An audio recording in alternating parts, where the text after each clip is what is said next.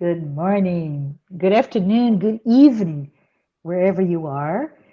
I am so very happy to be here with you today and to introduce Suzana Simões coming to you from Florida in the US.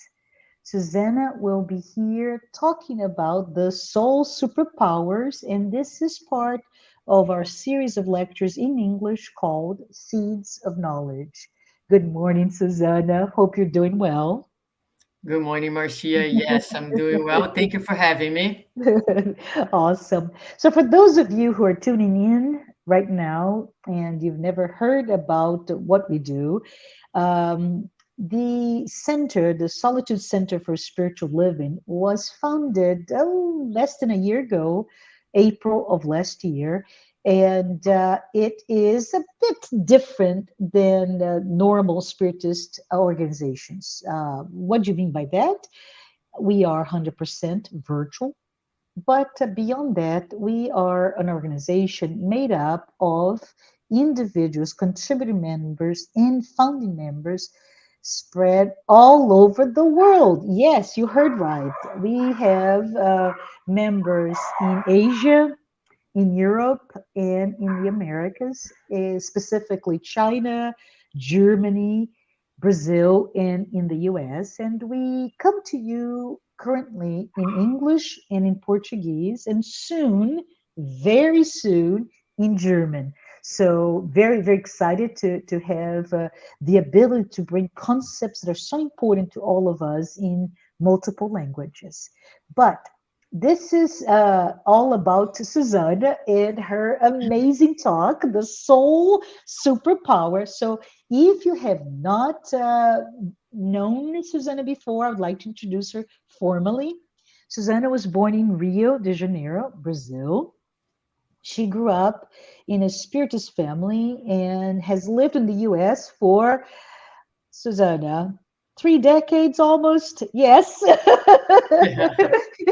But I met Susanna many, many years ago, in fact, when through the work that she has been doing, she helped find, was one of the founding members of the Conscious Living Spiritist Center, and she also has worked as a member of the Florida Spiritist Federation. She's also a contributing member of the United States Spiritist Federation. And she is very, very active in disseminating the body of work of spiritism in the English language. So it is such a pleasure to have you here with us, Susanna. And I'm going to have you have the mic. And thank you so very much.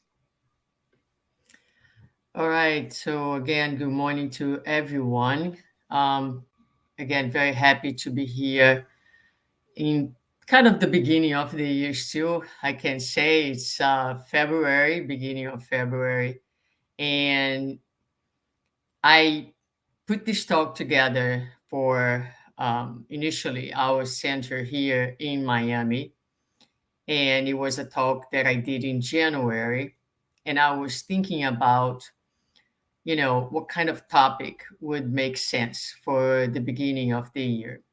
And it's a time where some of us, or many of us, take time to kind of review the past year, make new goals, new plans, or plan to continue to work on the goals that we established for ourselves a while back and have not yet been able to meet. But at this time, as well as any time in our year when we take time to reflect and want to start a project or put our minds into finishing up something, it's important, it's good if we tap into the soul superpowers. We focus quite a bit in the work of enlightenment on our on the darkness, on what limits us on a daily basis, the obstacles, and so forth. it's important that we take time to realize that we have what I call superpowers, which are also we could be called the divine power within us. And those are forces that we have and that we can put to use to propel us forward, to help us in achieving the goals that we have established for ourselves. So I will open with this quote that we find in the Gospel of John. Whoever believes in me will do the works I have been doing, and they will do even greater things than these. I like this quote because it's not Suzana speaking, it's Christ speaking and telling us about our possibilities. And when you read this statement, you can equate that to the sky is the limit. So there is so much that we can do. There is so much power and potentiality within each one of us. So that kind of sets the mind for what is to come. So the greatest power that we have before anything else is the power of consciousness, awareness, and presence. So the lectures aim to increase the power of consciousness because we can only use what we are aware that we have available to ourselves. The same way we can only transform what we are aware of. We know where the darkness, where the limitations are, so that we can transform them. Otherwise, if we are in a place of denial, there's nothing we can do about it. But same thing with our superpowers. We will only be able to utilize them if we become aware of what they are. So that is the greatest power that we have, is the power of consciousness and awareness and presence. In other words, being present with what it is, being focused on the moment and capitalizing on the moment to produce good things.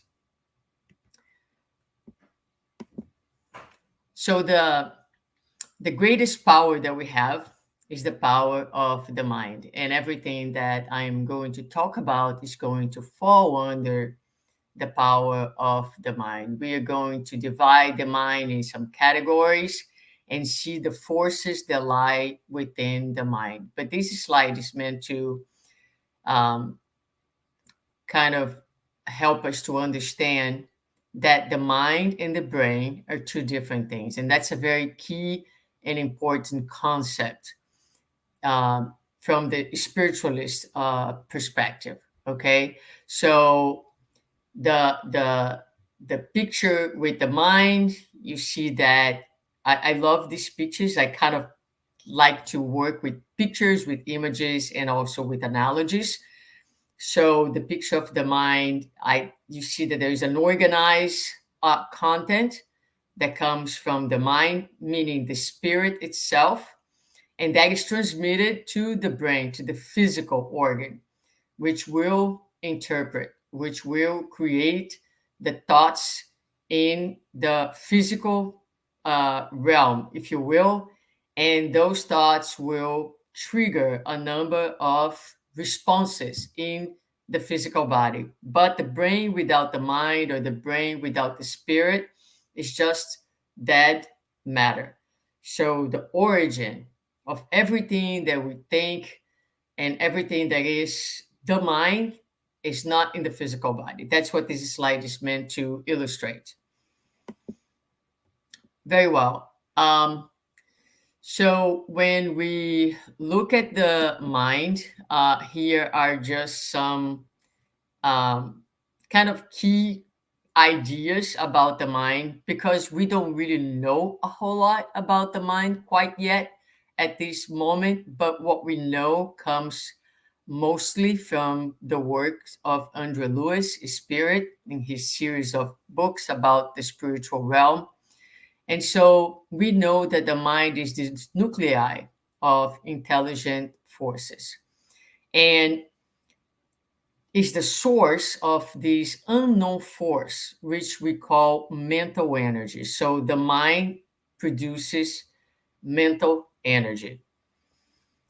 Through this energy, the mental energy, we project using the invisible threads of thoughts who we are, in addition to acting over others. So the mind produces this mental energy that is projected in the form of thoughts. And the thoughts, they not only talk about who we are, but they will influence the world and the people around us. And the brain is like a nest of the mind. So different structures, if you will, but the brain nests the mind. I like that comparison. I like the visual idea of this relation between brain and mind.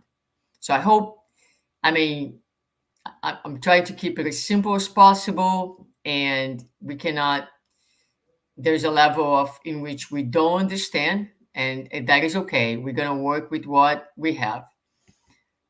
Moving on, here are some of the elements of the mind, and these are the forces that we will be talking about, the power that we will be talking about today, all within the mind. So we have the power of our impulses. We have impulses. Our impulses are the power of reactions. So we react to things, and our reactions, our instincts are there for a reason. We must survive. We must preserve our lives. We must um, thrive in this world. So there is a power in our instincts, in our reactions, in our impulses. We have our desires. Our desires speak about the power of our themes. So each one of us has a theme in life. We have many sub items, and but each one of us in our incarnation, we bring a powerful theme that kind of permeates everything that we do, and who we are, and attracts the people and the circumstances that will help us to develop and to improve in that particular theme. And it's always, when I'm doing this live, I always ask the audience, do you guys know what's your theme, right? Sometimes we have a couple of things that comes to mind, and probably one of them is kind of our main theme. So it's powerful to know what your theme is, because again, it's all about the power of awareness. We can only transform what we know it's there to be transformed. We have reason, which is the power of being human. No other species in nature can reason. So that's a very powerful force that we have within ourselves. We have memory, which is the power of our story, of our journey, which is constantly influencing us, but it's also an incredible archive that is, to some extent, available to us. We're going to talk a little bit more about memory, but it's there. It's a powerful force. We have imagination, which is our creative power. We are co-creators. We're creators with God. God creates in a large scale, and we create within our possibilities. We have will, which is the power of our wanting, and we have our sentiment, which is the power of our feelings. So all these are forces, all these are powerful elements of the mind. Let's talk about them a little bit closer. We're not going to cover all of them, but we will touch some important items here that can help us power up our day and new year. So let's start with memory. And I am going to bring you a definition that we find in the works of Andrew Lewis. I thought I would put the text for you. It's kind of easier to understand. I don't think I could explain better than Andrew Lewis. So let's go here. Memory. Memory can be compared to a sensitive plate that under the influx of light keeps forever the images collected by the spirit in the course of its innumerable apprenticeships within life. Each existence of the soul in a certain expression of form is an addition of experience, preserved in a prodigious file of images that, by superimposing one another, never get confused. So that's a really incredible mechanism of our mind, the ability to store all our experiences. When our experiences are meaningful, when our experiences carry um, an emotional content to them, they are stored in our memory, like these images that are superimposed on one another and never confuse one image with the other, and they're never lost. They're always there for us.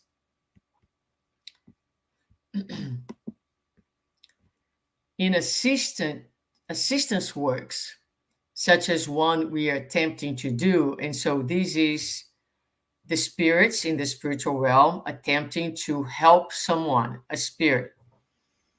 It is necessary to resort to mental archives in order to produce certain types of vibration. So let's go slowly. So, what they are doing is they are trying to help someone, and they are trying to tap into the memory, into these archives. And they do so by producing, it is as if that memory is kind of dormant, it's quiet, and they need to like hit it and create a vibration so that it comes to life, so it becomes active, so to speak. And when that happens, it attracts the presence of companions linked to the suffering brother that we propose to help. So the vibration, the expression, the manifestation of that memory in a vibratory level from a state of being dormant and quiet will attract the spirits that are connected to that story, to that event. And in this way, they can help not only the spirit who is the target of their action, but all the other ones who are involved in that situation.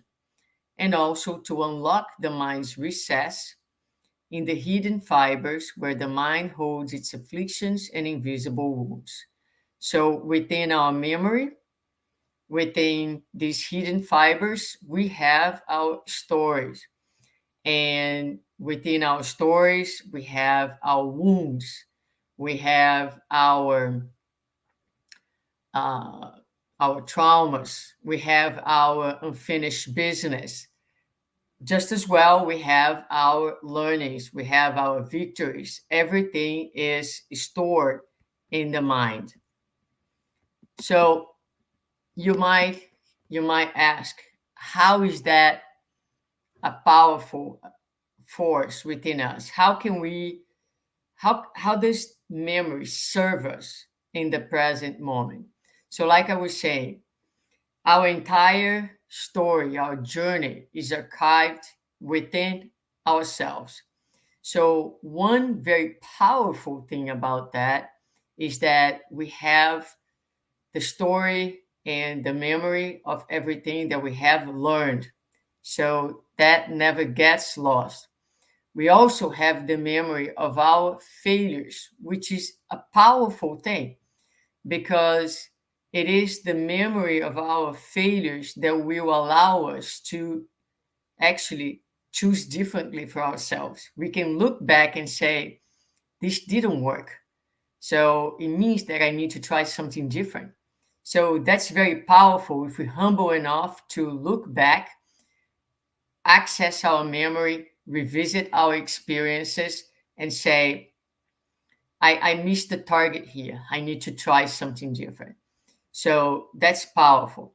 But it's also powerful because the same way that the spirits are able to access these archives by making them vibrate, by getting them off this more like dormant, hidden state, so can we. And how can we do that?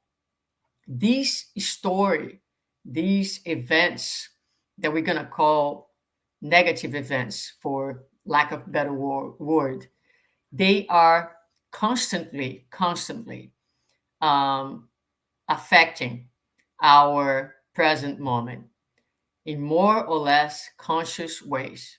But they are there, and we know they are there. We are aware now of the existence of these forces and how they shape our behavior and our emotional reality in the present moment. Therefore, we have the capacity ourselves to tap into them. How so? Through self knowledge. A lot of times through therapy, whatever therapy you choose to do, whatever line of work you choose to do. But there are certain lines of work in therapy, in psychotherapy, that go a little deeper. That's not about fixing the behavior, but it's about truly understand who you are and the stories and the sources of the pain at a deeper level.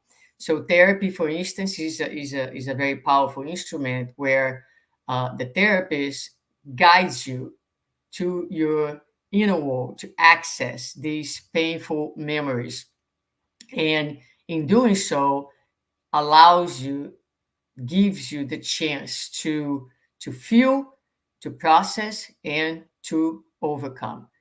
So, in order to accomplish that, we have to have other superpowers put into action, such as the power of will. In other words, you need to want to do that. You need to have the the the the you know the commitment with self-love in healing your own wounds and so forth. But this is the power of memory, and this is how it can help us in the present moment. Then we have also the power of our sentiments, which is the power of our feelings. And I'm going to spend a good bit of time here because that's pretty key. So I'm going to use again an analogy that comes from Andre Lewis. Actually, I take that back. This is a message from the spirit Aulus in a book that unfortunately we don't have in English, but I translated here for you. We know in photography that the cliche is the negative image obtained in the dark room, from which we can extract innumerable positive proofs. In the same way, thought is the matrix that we compose in the intimacy of being, with which it is possible to create infinite manifestations of our individuality. So he's comparing here the formation of our thoughts with the formation of pictures, like in photography.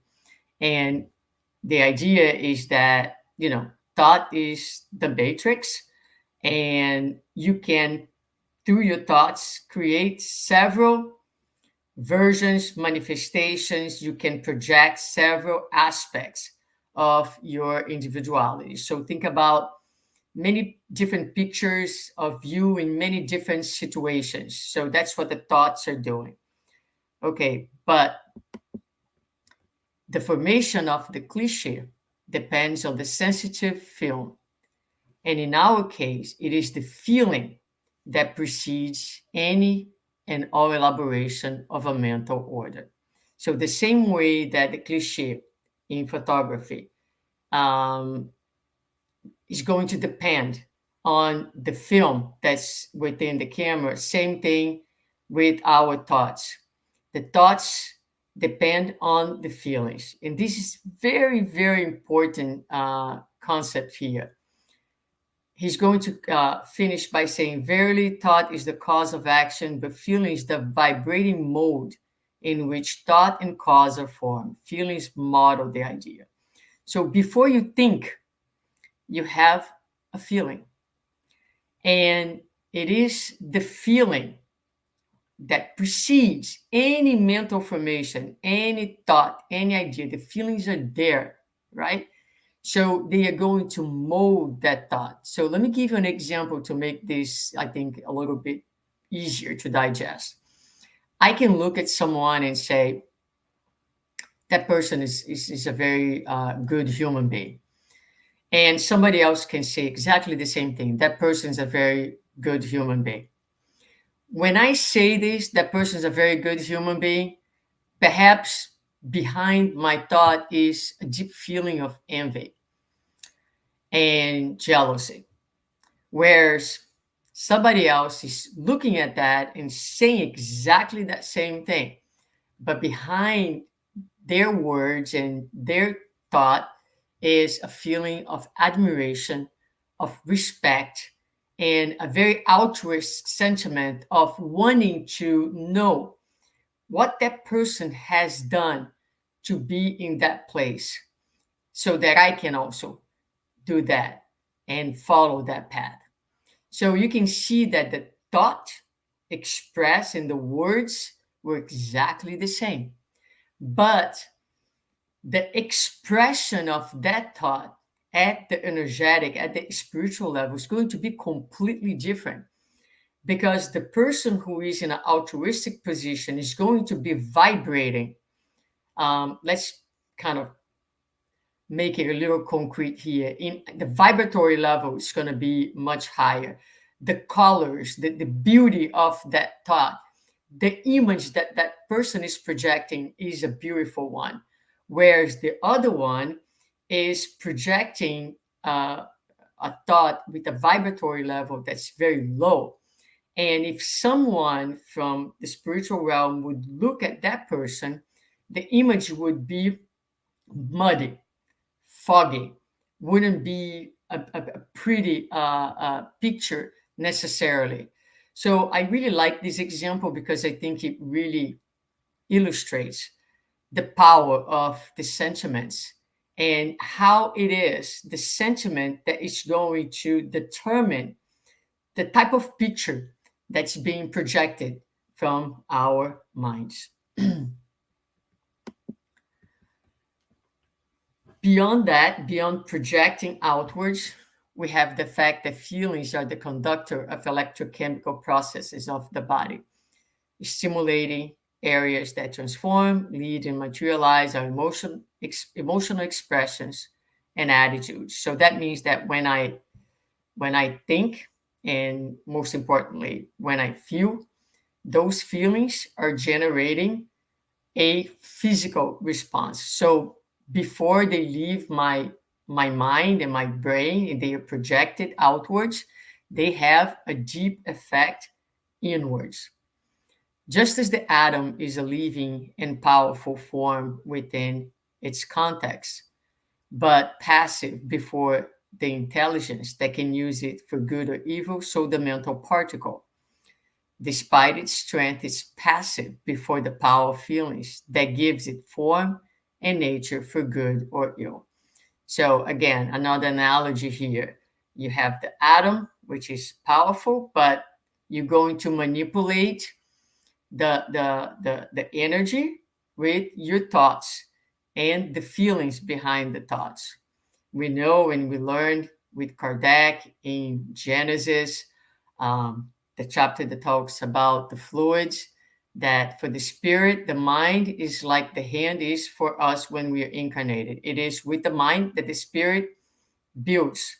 And so the spirit manipulates the fluid with the mind. So the atom becomes passive.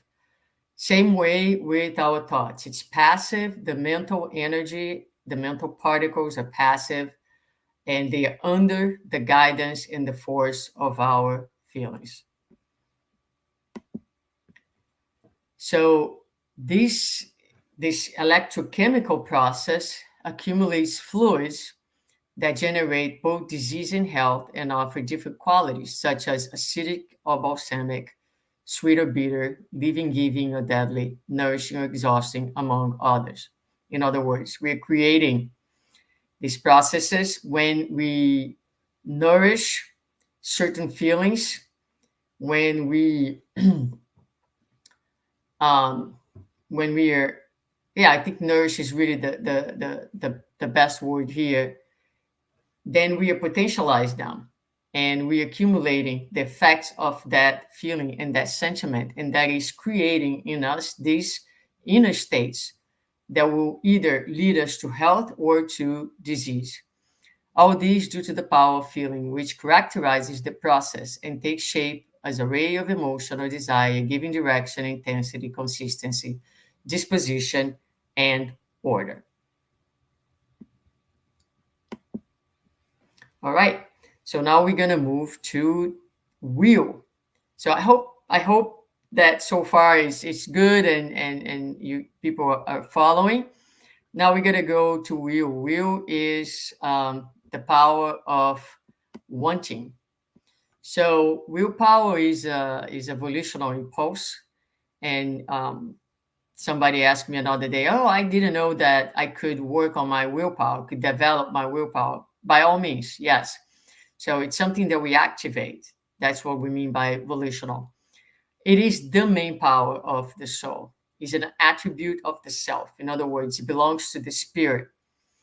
And what willpower will do, it will act over consciousness, whatever is in your consciousness, whatever is that you want, with energy and perseverance towards the soul's desires, wants, what it wants to accomplish, side by side with feelings and thoughts. So these guys are like partners, partners in the minds, your sentiments, your thoughts, your will, they kind of working together in a very close teamwork to take you either to hell or to heaven. It's just a joke, but to happier or more miserable states.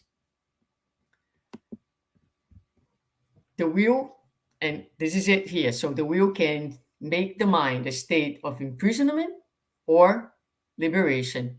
It dwells between the noble interests promoted by reason and the rationalizations of the ego, which wants to maintain the inferior impulses that it is identified. So, what does that mean? It means that a lot of times people say, I don't have a very strong willpower. And that might be the case, but a lot of times what we truly have is a fight of wills. And we have the will from our spirit, from our essence, and we have the will of our ego.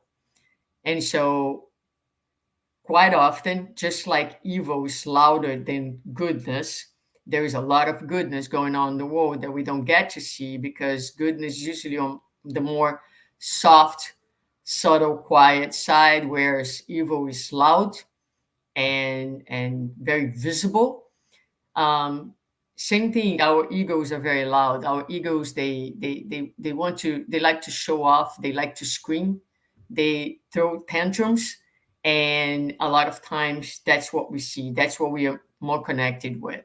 So we have this battle of like wills within ourselves, which is, the classic angel and devil little kind of pictures that we have, when they are fighting against each other.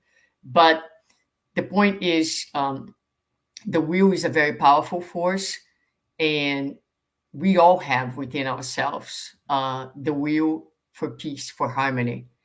We need to learn how to access it, how to tap it, how to develop it. So, how do we do that? The greater the intellectual, moral development of the individual, the better conditions to exercise this fundamental impulse of life, which, when well conducted, can add achievements and leverage self esteem.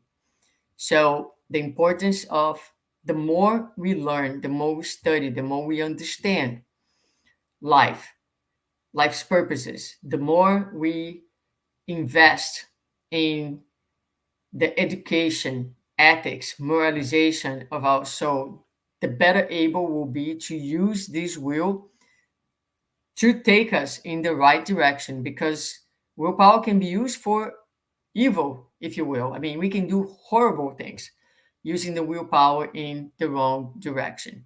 So the thing is about developing it, but also channeling it in the right way.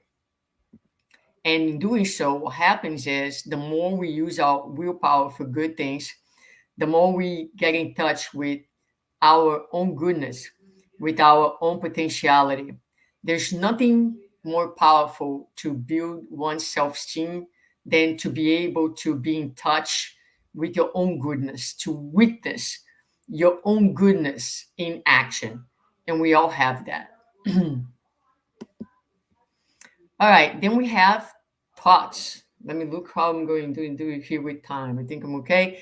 So let's look at our thoughts. I just want to remind, I like that this idea, this analogy that we are like, we have in our physical and psychic structure, we like this big battery where we are always creating and accumulating electrical charges. I just like this idea that we are this very rich, live being, electrically speaking. So we're always influencing others and being influenced. And one of the primary ways that we do that is through our thoughts. So thoughts are now the byproduct of the mind, if you will, right? There is this force that's going to determine, establish, transform, build, destroy, rebuild. It's a creative force. Now, it's an extension of our inner nature. It is our own individuality in action. So when we think, we're manifesting our soul. So when you guys are looking at me right now, you're seeing my face as it is. But if a spirit looks at me, it's going to see my true identity in colors, in vibration. My true self is going to be manifested through my thoughts with all my emotional content. It's going to show my level of evolution. So everything is manifested. Who I am manifests itself through my thoughts. We cannot hide who we are when we are, for example, outside of our physical bodies, because everything is being projected. It is our identity. So each individuality, thus, according to the feelings it nourishes in the spiritual structure and according to the thoughts it entertains in the mind, attracts, repels, builds, or destroys through the forces it emits in works, words, and attitudes. So this is the basis for the law of attraction, for example. We are attracting and we are connecting with spirits, incarnate and discarnate, who, in looking at us, recognizing who we are, finding affinity with our vibratory level, they attract to be close to us. And so this is also a force that we use to build our psychic reality. So when we look at our lives and where are we living or how are we living, it's important that we look at the state of our minds, because our external reality usually is a perfect reflection of our inner reality, the reality of our minds, with our feelings and with our thoughts.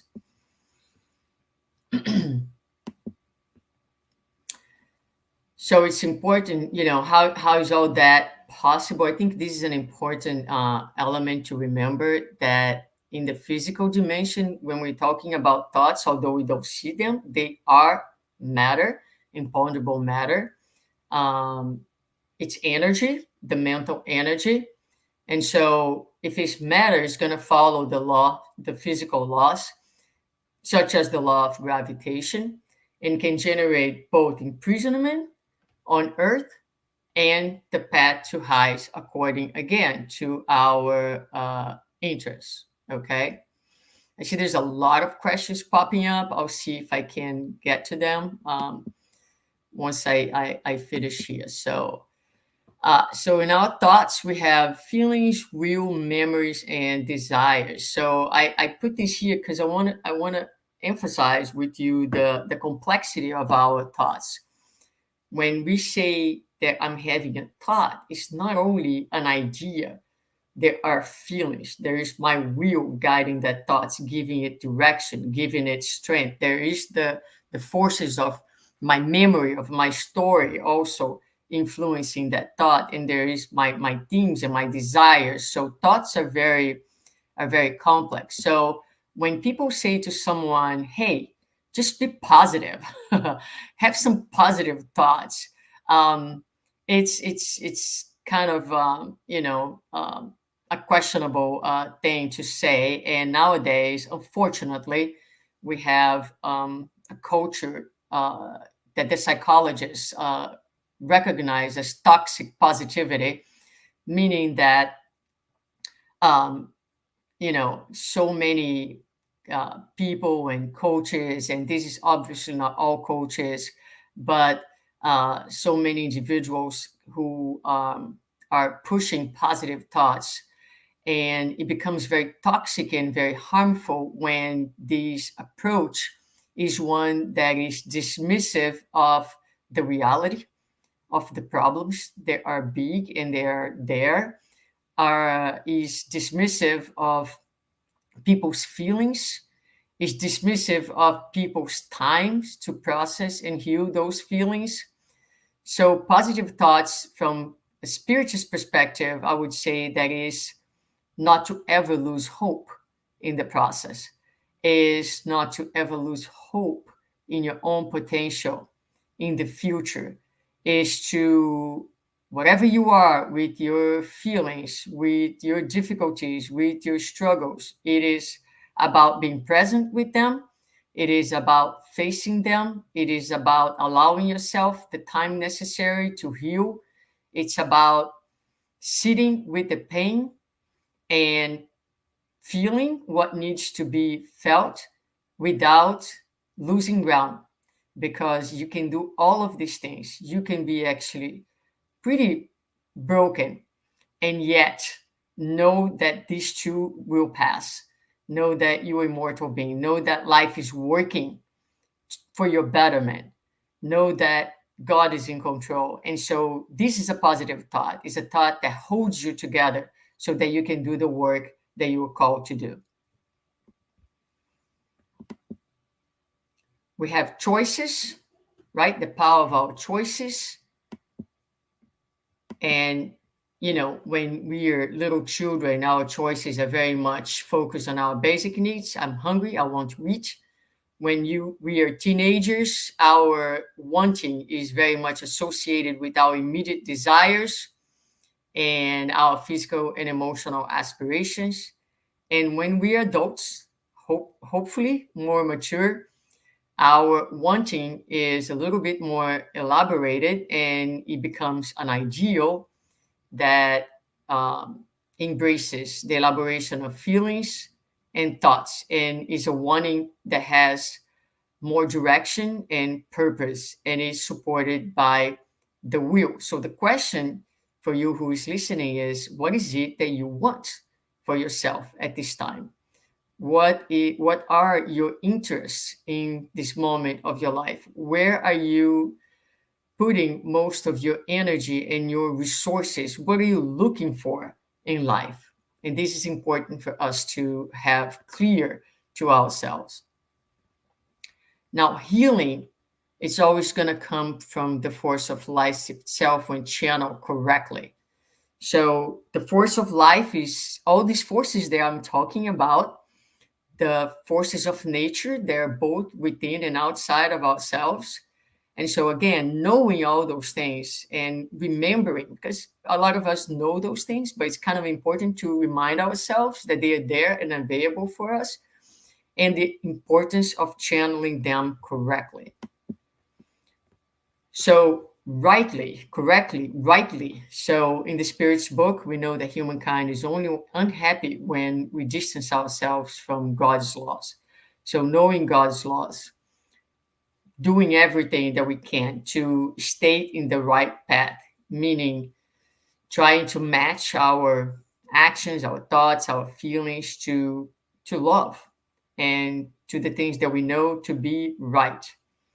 And one way of doing that is the way that Joana de Angelis suggests in this book, Plenitude, Spirit by Divaldo Franco, where she presents us with the Eightfold Path for Salvation from Buddha. And I'm going to bring these 8 topics, these 8 items here briefly for us. And I put together a parallel with some of Jesus' statements, so we can see the correlation. So Jesus says, "Do you believe I can heal you?" So he said that quite often. And every time he did say that, he said that because in engaging the patient in the process, the patient would contribute to the process of healing by producing neuropeptides responsible for the organic, emotional, and psychic remake, becoming receptive to the force emanated by him. So Jesus kind of typed into something that we talk about today in science, which is priming of the brain. So he kind of would, engage the person and tap into the person's faith and create in within the psychic of that individual a priming. In other words, a response that would make the being more receptive to that, to his force, to his blessing. But so it's a partnership where the person does his or her part and he adds his love to the process. So one of the first things that Buddha brings is believe rightly. So it's to direct the thought in a positive, edifying way, establishing itself in healthy purposes, favoring the accomplishment of the values in which one believes. And this speaks to us about the power of faith. Thus, faith can do everything as it activates unexplored intimate mechanisms of man generated of unused forces, completely modifying first his internal landscape, then the external. So here we see that, it goes back to all these forces, right? So the same way we use like a very small percentage of our brain cells, our neurons, we also have untapped forces, unused forces, and faith is able to activate some of these forces and really help us in the process of healing. Faith is the channeling of all psychic possibilities by altering the action of habitual forces. Again, it potentializes the forces and creates an environment that is optimal for healing or that will benefit healing. When it presents itself, it stimulates action, vibrating from within, generating energies that vitalize the being. So that's number one, which is believe rightly. So that's why faith moves mountains. Here we have Saul of Tarsus asking Jesus, "Lord, what do you wish me to do?" He wanted to align his wanting to Christ's wanting. So the next one is to want rightly. We have to believe rightly, but we have also to want rightly. A lot of our human sufferings come from excessive mistaken desires that are we're wanting things according to the illusions of immediate and hallucinatory pleasures, which is going to elect the expendable in detriment of the personal, according to the transitory and not to the permanent. So the preservation of wanting with rectitude rejects ignoble proposals, even when presented as salvationist formulas and solutions. So keep in mind what is really the right thing to want, to seek. A lot of times the world is going to present us with solutions that are quick, they are in line with the material interests, but that betray the values that we know are important to be kept for our emotional, psychic, and spiritual health. Next, Jesus will say, "Men shall not live on bread alone, but on every word that proceeds from the mouth of God." Because every word that proceeds from the mouth of God is a word of love. And the words, when pronounced with love, they nourish the soul, they build. So talking rightly is another very important element. So we We believe rightly, we want rightly, we talk rightly. Because good words strengthen the character, sweeten the heart, and light up the life. The bad ones numb the feelings, deform the behavior, and kill the ideas of a nobleman. So all of us, we bring like darkness, we have toxicity within ourselves. And a lot of times it is present in our thoughts and in our psychic. When we decide to open our mouths and project that out there, the idea that I have is I take my garbage in the morning and I walk outside to the back of my house to put inside the garbage can. It is as if I'm walking and then I decide not to put in the garbage can, but dump in the middle of the street all the garbage there was in that bag. And now it's not only coming from my house, but now it's out there in the environment, really polluting and spreading the toxicity to others who are passing by. And this is what we're doing when we are trashing uh, the environment with our talk that so often is toxic. I mean, we are still very stuck in patterns of toxic talking. Let your light shine before men that they may see your good works. The power of our works is what Buddha is going to say. I apologize, kind of got the the words when I open it, I didn't see it this way, but operating rightly, doing rightly.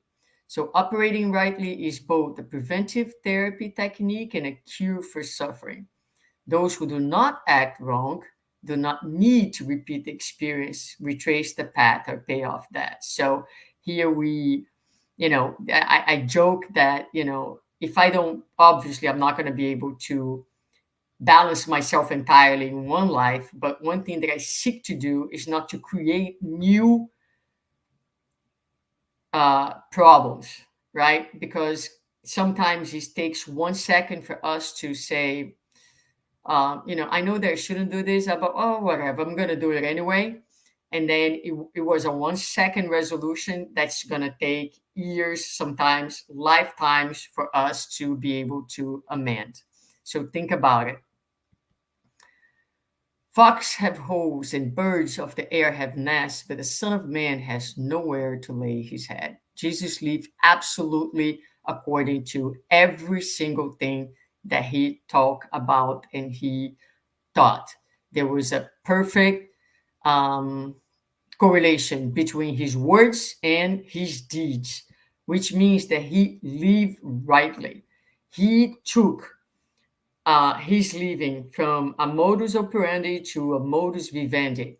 We do things rightly, but live rightly is the next step where every single action, every single encounter is more about waking up and say, I want to do this thing right, and saying, I want to live this day rightly.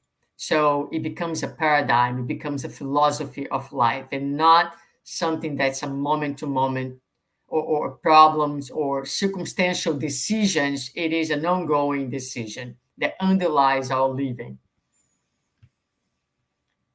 So Jesus himself, he lived to the bare necessities of life. For him, only one thing was important: to give himself in a world of things that are worth what is attributed to them, since they have no real value. And this sentence really, really affected me when I read it, because this is so true.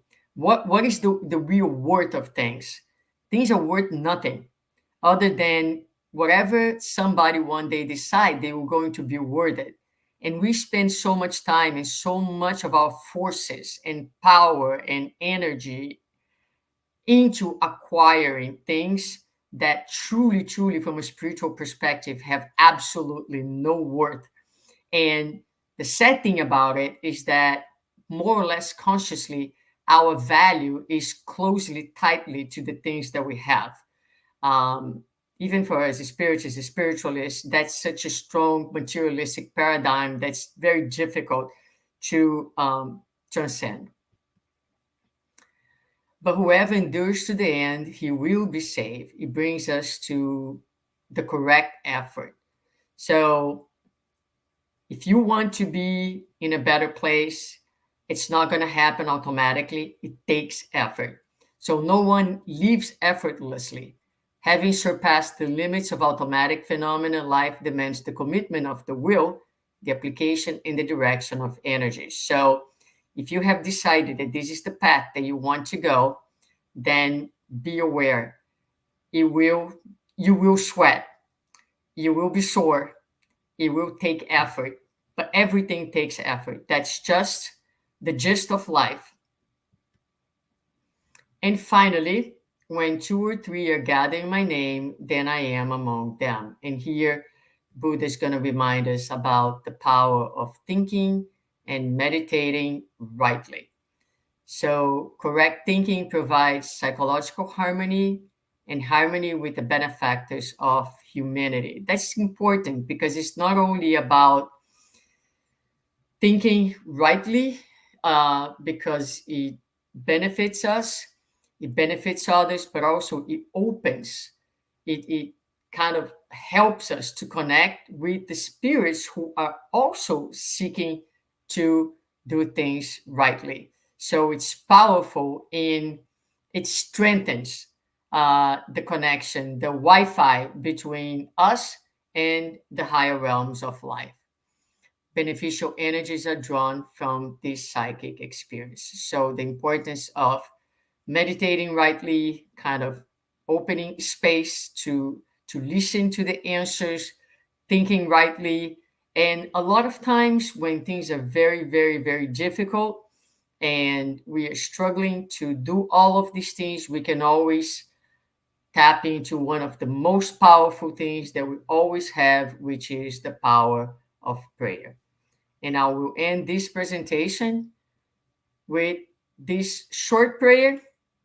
Lord, help me move from darkness to light, from the light to the truth, and from death to immortality.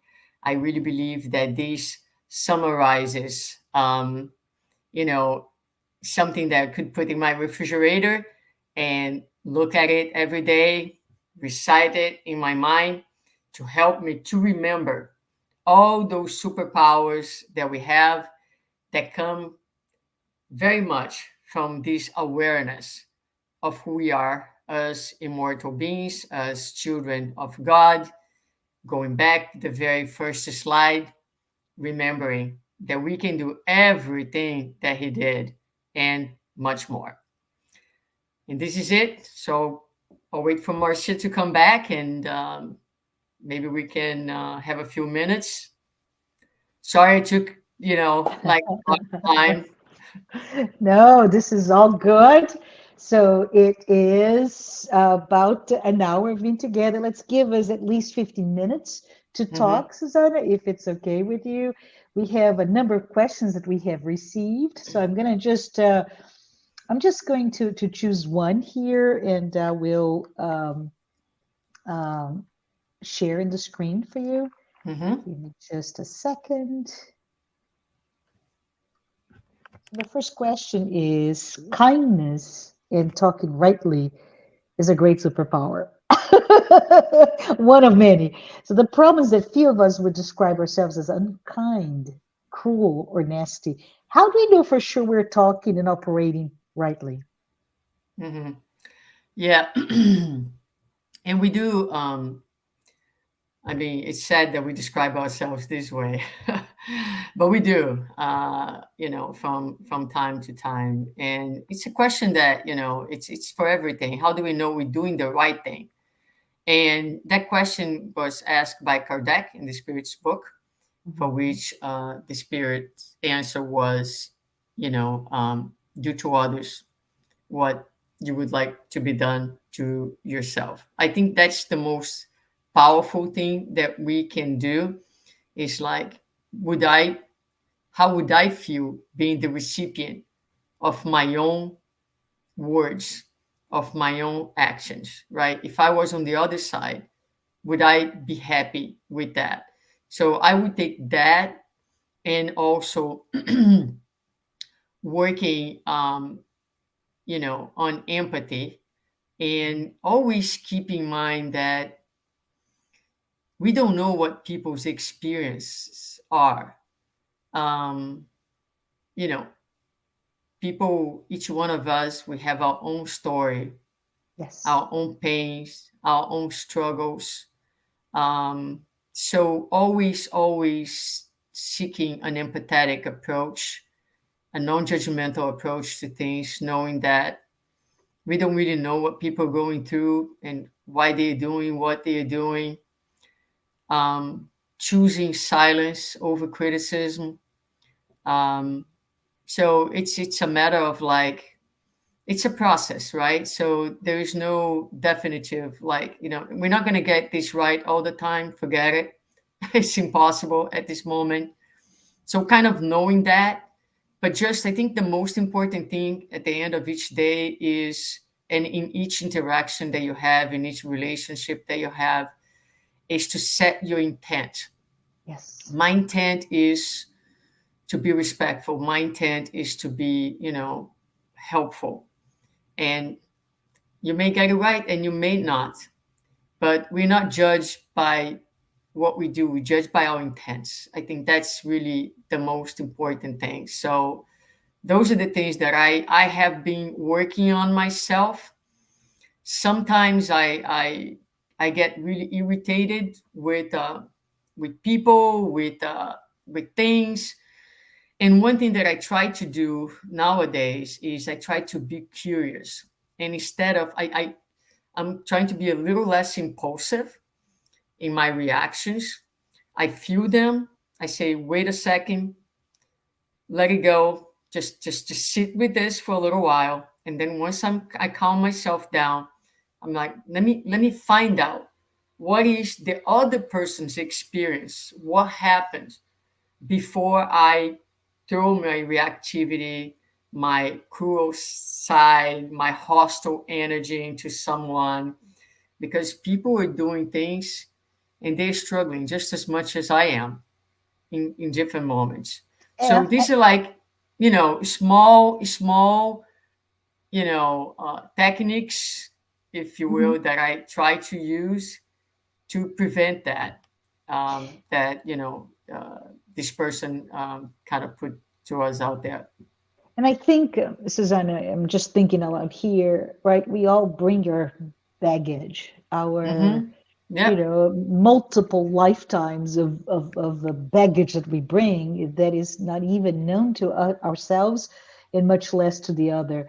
And I Mm-hmm. think it's important to respect that with that baggage, there's also pain points, right? That Yes. we're critically vulnerable. And so when we say, but I'm not unkind, well, maybe even with my intention of kindness, I may be touching on those pain points that regardless will feel very difficult for that person in the receiving end.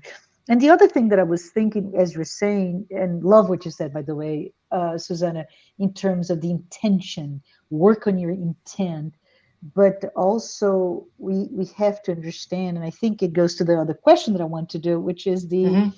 the question of the language of each person on the other, the other, whenever we're interacting, maybe that language that all I know is the language of violence. If my surrounding, my context was one of violence, or unkindness in our framework. So that relativity of my own space and yours, there's a world, there's a universe in between the two of us. So I think what we can do, like you said, is focus on our intent. So thank you for that. I'm going to go to another question. We have a few more minutes, which is, researchers nowadays encourage more and more healthcare providers to understand and tap into the patient's mindsets and social contexts in healing. How should we approach our own time of healing when we fall ill? Do you understand the question? Yes, I do. Mm. Um, well, first of all, we are in a physical body, right? So Mhm. this body will break sooner or later. So some of it is just part of the context, the material context that we're in. We cannot expect that, you know, we are so powerful that our body is not going to break, because it's in the law of nature that the body will deteriorate because it is matter. So keeping that in mind. Um, but the second thing that I would say that's really, really important in any healing process is acceptance. Because once you enter in a place of no acceptance, of questioning of God's purposes and love, then you create really a energetic um, barrier, energetic barrier, because you are entering in a place of disconnection with the greatest source of love and healing, which is God. Mm-hmm. So when we ask ourselves, why me? Yeah. The question should be, why not me? I mean, we are all here to heal, but we are all here to heal our souls. This is really the purpose of life, Mm-hmm. whether through all the mechanisms of life. So acceptance and keeping that in mind, right?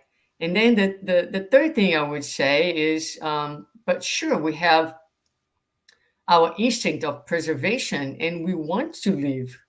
It's okay. Living in this physical body is important, it's a precious time. So should we fight for our lives? Absolutely yes. Mm-hmm. Absolutely yes. And you can do that using all the powers that I just went over, right? The power of prayer, the power of will, and taking the time. A lot of times illness is the time that forces us to stop doing, to start being.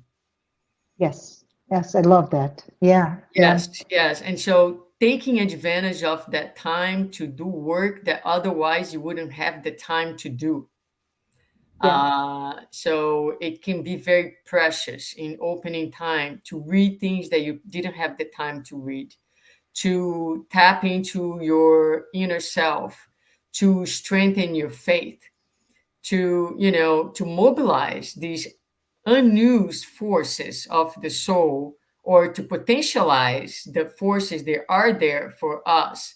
And so it creates this opportunity to exercise these forces and Mm-hmm. to really, really redefine your priorities, to seek to feed your mind, your heart with things that can lift and that can create a positive response in your body that will uh, flood your blood cells with Mm-hmm. the endorphins, with the substances that can help them, boost them Mm-hmm. into the healing process. So we Yes. can do that. We have the power of doing that. But at the very end, we trust the final outcome to the only one who has control of everything. Yeah. So I would say those are the four elements in this process.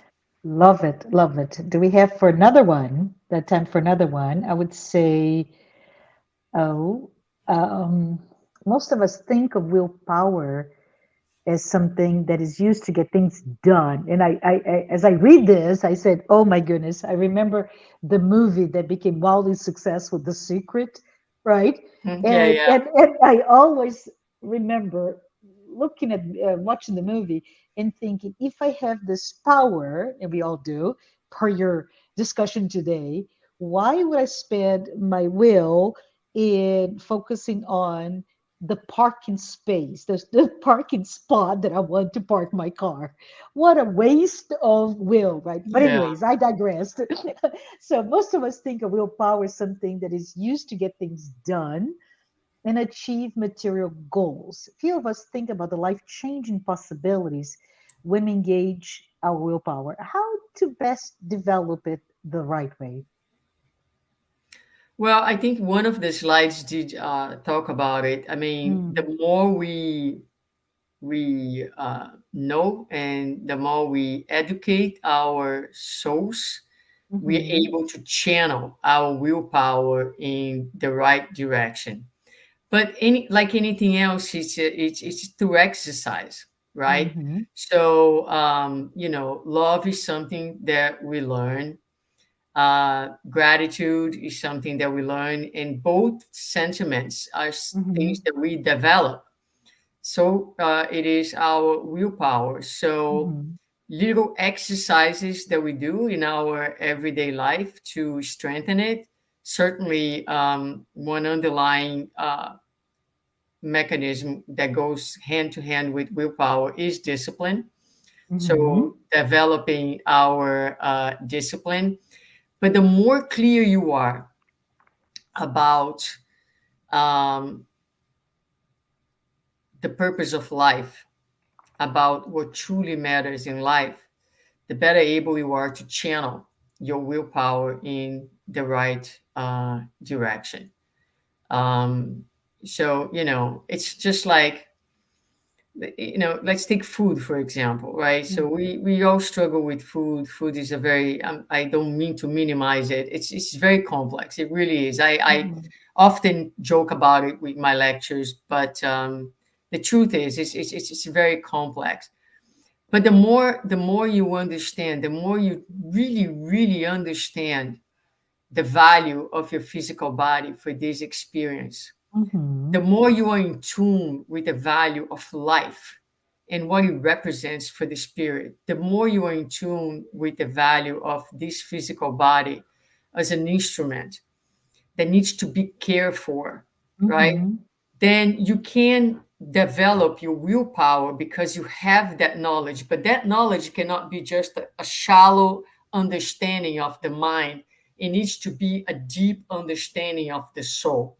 Okay, encompasses the mind, the heart, your guts. It's like it's deep, so Yes. that it can be translated into a force that's going to help you to eat more balance. Now, it's complex because also eating is so deeply associated to emotional issues.